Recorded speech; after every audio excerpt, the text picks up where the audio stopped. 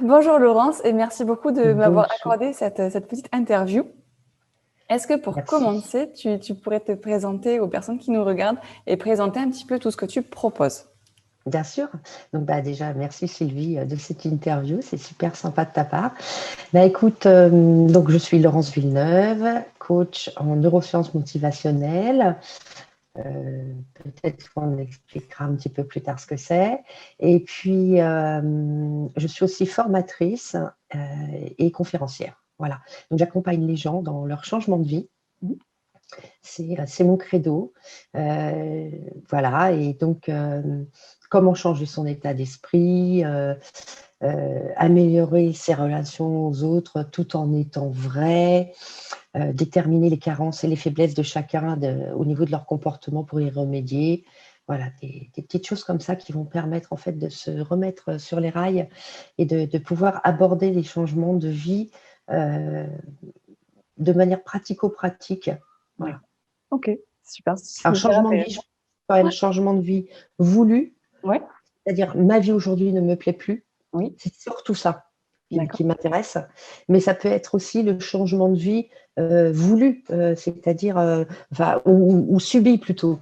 Je déménage, je change de travail, je pars à la retraite, ou au contraire, j'emménage avec quelqu'un, je me sépare aussi. Voilà, tout ce qui est changement de vie, donc ça fait beaucoup de possibilités. Et du coup, par rapport à toi, je vais rebondir directement sur cette question, sur ce point-là. C'est quoi tes conseils justement pour aborder un changement de façon positive au final? Alors, déjà, comprendre comment le cerveau fonctionne, comment on peut changer d'état d'esprit. Voilà. Donc, en comprenant comment le cerveau fonctionne, après les bases évidemment de la psychologie et euh, de divers outils qui vont nous ouvrir vers un nouveau champ de conscience, en fait. Si je pense comme ça va se passer comme ça. Par contre, si je pense autrement, je vais avoir tel résultat. Et c'est ça que j'explique, en fait. D'accord. Donc, il y a une partie explication, transmission Mhm. pour la vie, hein, c'est-à-dire qu'on n'a pas besoin de revenir me voir si on a bien intégré les notions. Ça, pour moi, c'est important de transmettre des outils. Mhm. Voilà. Pour autonomiser finalement la personne et qu'elle puisse le faire Ouais, après par ouais, elle-même. ouais, D'accord. ouais. Oui, Ok. après des prises de conscience, bien sûr. Tout à fait. Ok, d'accord. Du coup, tu es spécialisé dans les neurosciences motivationnelles. C'est un mot qui Mm. peut faire peur. Ouais, Neurosciences motivationnelles. Euh, Est-ce que tu peux l'expliquer rapidement aux personnes qui nous regardent, expliquer en quoi ça consiste, du coup, ouais. s'il te Alors, plaît? bon, c'est un domaine extrêmement vaste. Donc là, le principe, c'est qu'en fait, moi, j'ai été formée, tous les outils que j'utilise ou les questionnements que j'utilise avec certains mots d'une manière précise ont été testés sous IRMF pour voir, en fait, tu sais, quand on regarde un IRM, on voit les différentes parties du cerveau qui s'allument. Donc voilà, on a différents cerveaux. Qu'est-ce qui se passe en fait à l'intérieur de nous et qu'est-ce qui fonctionne surtout. Voilà, donc pour utiliser des outils qui fonctionnent. Ensuite, comprendre évidemment d'un côté neuroscientifique la mécanique et ça permet d'ouvrir un petit peu plus le champ des perceptions, en fait. Ok, Voilà. d'accord. C'est super intéressant. Alors, ça m'a l'air très scientifique, finalement, tout ça, effectivement, avec Non, des IRM, c'est ça, non? vraiment pratico-pratique. D'accord. Voilà. Donc, de amener vraiment vulgariser. Ouais, D'ailleurs, je ne suis pas une neuroscientifique du tout. Hein. d'accord. Voilà. Donc, c'est très vulgarisé à la compréhension de tous. Et je ne mettrai pas d'électrodes sur la tête des gens. Voilà, d'accord. C'est rassurant quand même. Ok, ça marche. Et du coup, tout ça, ça fait partie de la transmission que tu expliques aux patients, aux patients, aux Oui, clients qui bien viennent sûr. te voir, Aux tout ce qui clients, va oui. faire ça. Bien sûr. Ok. Tu vois, je dis patient parce que du coup, ça me paraît scientifique, du coup, ça fait docteur Non, et du coup. non, non. Non, non, Ok, non. d'accord. Non, c'est super intéressant. Je sais que tu proposes également une boîte à outils de développement personnel. Tu peux nous dire en Oui. quoi ça consiste, cette boîte à outils? Alors ça, c'est quelque chose que je fais dans mes packages. Hein. Donc, Oui, je propose des packages de 10 séances ou de 15 séances, où dedans, tout est inclus. Hein. Il y a d'accord. vraiment, on voit absolument tous les outils, etc. Là, la boîte à outils, c'est quelque chose que je propose aussi en stage, Mhm. donc d'une journée où je vais donner les basiques en fait, de la psychologie pour entamer un changement de vie. Mais rien que ça, c'est juste énorme parce que on va voir les basiques de l'estime de soi. Alors évidemment, on ne rentrera pas dans le détail en une journée, c'est évident. On va voir qu'est-ce qu'un trio infernal, pourquoi il ne faut pas intervenir quand il y a quelqu'un qui se dispute avec quelqu'un d'autre. On va voir le modèle de Hudson qui est un petit peu spécifique, mais qui permet de comprendre ce qu'est un cycle. Tout est Mhm. cycle dans la vie. Donc, dans quelle phase on est, comment mieux comprendre notre comportement à l'instant T. Il y a 4 phases dans le cycle de Hudson. Ben voilà, si on est en phase 3, par exemple, et qu'on est un petit peu déprimé, ben en fait, comprendre que c'est normal Oui, et que c'est dans l'ordre des choses. Enfin, voilà, ça permet une compréhension de soi, du moment où on est, et c'est applicable aussi bien sur la vie privée que la vie professionnelle, que le couple, qu'un projet, surtout. En fait, voilà. On mhm. va avoir aussi les messages contraignants. Donc, les messages contraignants, c'est des choses qui nous ont été inculquées petits. Par exemple, l'un des messages contraignants, c'est fait plaisir. Oui, Donc, quand on est dans le fait plaisir, et bien, en fait, on s'oublie soi. Et alors, ça a des avantages, ça a aussi des inconvénients. Mais le fait de mettre des mots et de comprendre quels sont nos messages contraignants nous permettent justement cette prise de conscience qui nous permettra peut-être de switcher. Donc, d'accord. il y a le fait plaisir, il y a sois fort, il y a faire un effort, il y a dépêche-toi. Moi, par exemple, je suis une dépêche-toi en un. Donc, voilà, faut y aller. Et je l'ai transmis à mes enfants. On transmet ça à ses enfants. Donc, moi, c'était allez, on se dépêche, on se dépêche. Et ben, ils sont comme ça maintenant aujourd'hui. Et c'est OK. Je veux Ouais, dire, de comprendre qu'on l'a transmis, qu'on le transmettra, qu'il y a des choses positives, parce qu'en oui, fait, c'est bien aussi d'avoir la pêche et d'aller dans les trucs et d'aller à fond vers un projet, d'être battant, quoi. ouais. Et puis d'un autre côté, ça a ses inconvénients parce qu'il y a précipitation, des fois on va un peu trop vite, etc. Donc, chaque message contraignant a ses bienfaits et ses côtés un petit peu plus à maîtriser, je dirais. On va voir le système réticulé activateur. Alors ça, c'est tiré des neurosciences, Ouais. justement, mais c'est comment notre cerveau fonctionne. Et ça vaut tout l'or du monde. Je me doute. Parce que quand on a compris ça, on peut changer totalement sa vie. Ouais, Vraiment. d'accord. Ensuite, on a l'effet miroir, c'est-à-dire que les autres qu'on rencontre dans nos vies ne parlent que d'une seule chose, c'est de nous-mêmes. Et comment interpréter ça? Comment comprendre ça? C'est qui n'est pas du tout évident. On va voir aussi brièvement les ombres Mhm. qui sont très très intéressants pour se connaître soi-même. Donc c'est un des aspects de l'estime de soi. Mhm. Voilà, donc comme l'effet miroir, hein. Se connaître soi-même est la base de l'estime de soi. D'accord. Une des bases, hein, il y en a Mhm. 9. Il y a 9 clés. Voilà. Et puis le dernier point, ça va être euh, comment voir les choses positives qui nous arrivent dans la vie. Ouais, Quand on est dans un cercle infernal descendant, on a du mal à voir les choses positives. d'accord. Et finalement, on focus. Donc ça fait partie aussi du SRA, du système réticulé activateur. On focus sur le négatif et du coup, on ne voit plus que le négatif et on ne se rend pas compte qu'on a aussi des choses bien. Un exemple très, très pratico-pratique, Mhm. on avait avant la liberté de faire ce qu'on voulait, comme Oui, on voulait. Voilà, on l'a perdu ça. Et ben ouais, mais c'était juste quelque chose de génial, quoi. Et oui, aujourd'hui qu'on l'a perdu, on se dit, ah, en fait, c'était vachement bien.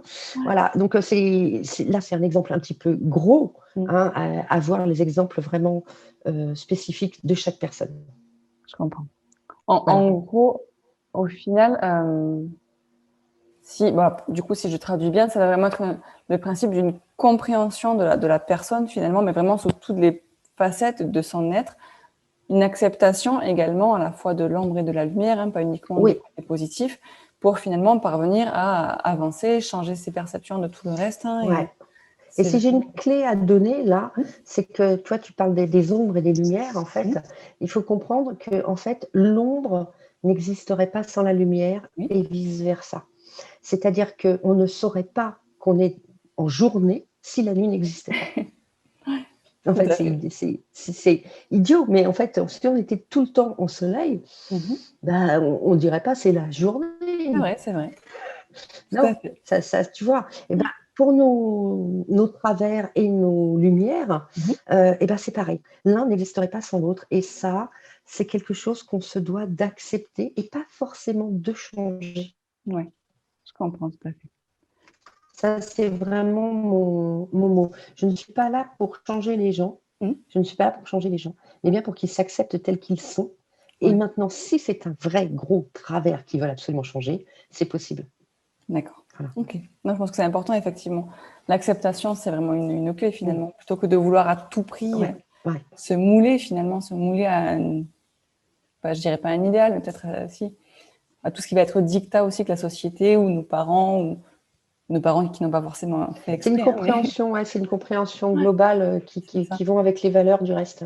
D'ailleurs, très très bien. Comme ça, je peux faire le lien. Merci beaucoup.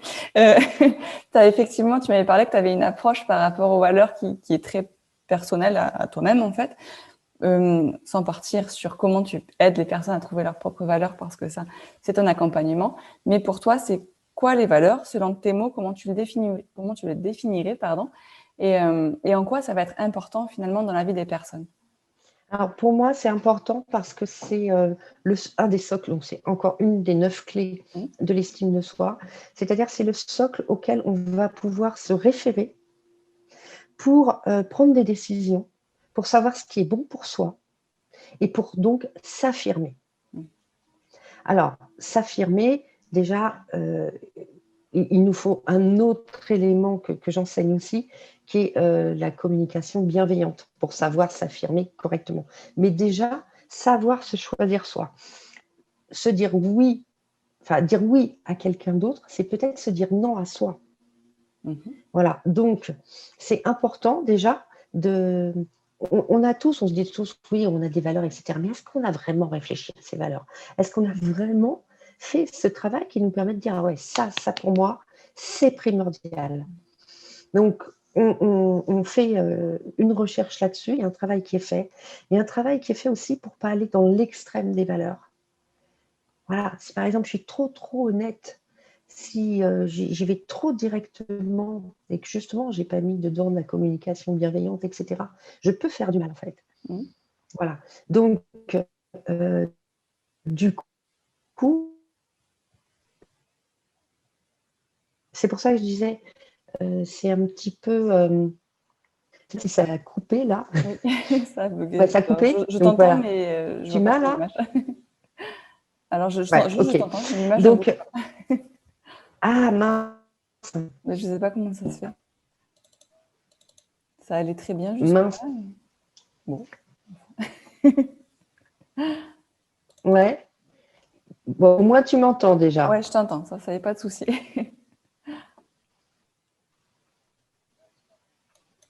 Non, ça ne revient pas, je ne sais pas quoi faire. Alors, je revienne. Pardon, je t'entends fractionné, je ne t'entends plus en fait. Tu m'entends toi? Ouais, moi je t'entends bien. Je te vois par moments figé. Ah, ça y est, je te revois. Ouais. Attends, non, ça va. Ça y est. Donc les valeurs, c'est un basé et puis poser des mots dessus. Hein. La liberté pour moi n'est sûrement pas la même définition que pour toi. Oui. Voilà. Donc c'est important, c'est un socle auquel on se réfère pour prendre nos décisions et puis aussi pour mener notre vie au quotidien. Comment je fais pour vivre mes valeurs concrètement aujourd'hui? Voilà. Donc ça, c'est savoir alimenter son propre intérieur pour être vraiment aligné en fait avec ses valeurs. Voilà. C'est chouette. D'accord, ok, merci beaucoup. Je sais que tu pratiques également le l'EFT. Donc, parmi tout ce que tu nous as dit, j'ai l'impression que ça fait une montagne d'outils et d'informations. Comment tu fais pour tout combiner au final? Enfin, je suppose que tu t'adaptes finalement aux personnes qui viennent te voir, mais comment tu arrives à faire un melting pot de tout ça en seulement 10 séances, mettons? Eh bien, en fait, on va voir majoritairement une problématique chez la personne. Quelque chose qui va l'empêcher d'avancer, qui va l'empêcher, soit c'est une croyance limitante, Ouais. c'est-à-dire, par exemple, moi, j'ai pas de mémoire ou je suis pas douée pour apprendre une langue ou je ne vais jamais arriver à tel examen ou j'ai peur de. J'ai peur d'échouer, j'ai peur de réussir, ou alors des émotions trop fortes, voilà, qui nous paralysent, des crises d'angoisse aussi. Donc, d'ailleurs, je peux prendre les personnes juste pour une séance, à la séance pour une crise émotionnelle, en fait. D'accord. Et donc, j'intègre ça au sein du package en fonction du besoin que je vais voir et je vais dire, voilà, là, on a la pierre angulaire. Ça peut être aussi une croyance portée sur, par exemple, j'ai eu une femme dernièrement, elle a un problème transgénérationnel avec les hommes. D'accord. Donc, lui a été transmis que les hommes ne sont là que pour procréer, qu'ils ne s'occupent pas des enfants, qu'elle ne peut pas leur faire confiance, que ils n'ont envie que de sexe et puis que rien d'autre les intéresse. Enfin, plein de choses vraiment très négatives sur la jante masculine. Ouais. Bon, ben voilà, on fait sauter ça, quoi, parce que ça la bloque vraiment dans sa vie. Et elle ne réussit pas sa vie amoureuse, pour le coup. Ouais, je comprends. Hein, voilà. Donc, on détermine déjà quel est le gros truc. Et puis après, s'il y a d'autres choses à voir, on verra ça en dehors des 10 séances, parce qu'en effet, on ne peut pas tout voir. Okay. 10 séances, c'est déjà très, très chaud. 15, ouais. On va avoir beaucoup plus. D'ailleurs, je n'assure pas le résultat en 10 séances. Une personne qui a beaucoup de problèmes émotionnels, qui arrive avec beaucoup de problèmes, il va falloir qu'on traite ça d'abord. On ne peut pas avancer si la personne n'est pas stable émotionnellement parlant. Donc, d'abord, on voit le côté émotionnel et ça peut arriver que je lui dise, au bout de 4 ou 5 séances, je dis, là, je te dis clairement, on n'arrivera pas. Au bout des 10, ça ne sera pas fini, quoi, parce qu'on a déjà utilisé 4 séances pour juste le côté émotionnel, ce qui normalement ne prend qu'une. Oui, je comprends. Voilà. Et là, on s'adapte. Je joue franc jeu avec mes clients, ce qui est normal. Et je leur dis, maintenant, si tu ne veux pas aller au bout, enfin, on fait ça d'un commun accord et en général, on rallonge pour aller jusqu'au bout parce que c'est dommage de ne pas aller jusqu'au bout, justement. Ok. Voilà. Si quelqu'un veut prendre rendez-vous avec toi, est-ce qu'elle peut le faire directement sur ton site? Je mettrai les liens après dans la description de la vidéo. Est-ce que ça se passe comme ça? Est-ce qu'il faut passer par un appel? Comment ça se passe? Alors, en fait, comme elle veut. D'accord. C'est-à-dire qu'elle peut passer par le site et prendre un rendez-vous en ligne de 30 minutes gratuite de diagnostic où on parle ensemble, la personne m'expose son problème et après, on voit quelle est la formule la plus adaptée à son besoin. Ou elle me contacte par mail, voilà. Mais après, le paiement, tout ça, ça se fait en ligne sur mon site. Ok, ça marche. Et la prise de rendez-vous peut se faire en ligne aussi. D'accord, c'est très pratique. Ça marche, merci beaucoup. Oui. Dernière question que j'aime bien poser, du coup, c'est juste pour toi, comment est-ce que tu définirais, en quelques mots, l'amour de façon générale? Je pense que, on va dire 99% de la planète ne sait pas, et j'en fais partie, ne sait pas ce qu'est vraiment l'amour. D'accord. Parce que pour moi, l'amour, c'est l'amour absolu. Ouais. Et l'amour absolu, alors c'est ce que certains appellent l'amour inconditionnel. Moi, je n'aime pas ce terme-là parce que dans la condition, et déjà, ça ne me plaît pas. Mais l'amour absolu, c'est-à-dire être capable d'aimer quoi qu'il se passe. Voilà, inconditionnellement, le fameux terme, l'autre. Et pour moi, c'est ça l'amour. D'accord. Et c'est une quête. C'est une quête et donc un gros travail sur soi. D'accord. Ça veut dire déjà passer par l'amour de soi. Mm. Déjà, est-on capable d'amour inconditionnel, d'amour absolu envers nous-mêmes? Et c'est obligé de passer par ça. C'est-à-dire qu'on ne peut pas, pour un amour, on va dire, entre guillemets, basique, hein, qui est déjà pour nous super, mais pour un amour basique, déjà, est-ce qu'on s'aime autant qu'on demande à l'autre de nous aimer ou qu'on l'aime? Voilà. Et ça, c'est pas du tout gagné. C'est pas du tout gagné. Donc, déjà, s'aimer soi-même, on ne peut donner à l'autre ce que l'on n'a pas pour soi. Tout à fait, je suis tout à fait d'accord. Et c'est exactement ce que moi je dis aux filles que j'accompagne. Du coup, c'est un peu le principe. Ouais. Donc là, pour le coup, je te remercie. Tu prêches totalement une convertie, j'ai envie de te dire. Une convaincue. Une convaincue, c'est ça. Ouais. Merci beaucoup en tout cas pour cette interview. Merci à toi. Je mettrai encore une fois toutes tes coordonnées en dessous. C'est vraiment passionnant tout ce que tu proposes. Je pense que je pourrais suivre ce que tu dis en buvant tes mots pendant de longues heures. C'est gentil. Bon, j'ai évité de faire une interview de plusieurs heures, mais merci. Bah, une autre fois peut-être. Peut-être, ça marche, pourquoi pas. Avec plaisir, belle journée. Moi aussi. Merci beaucoup. Au revoir. Au revoir.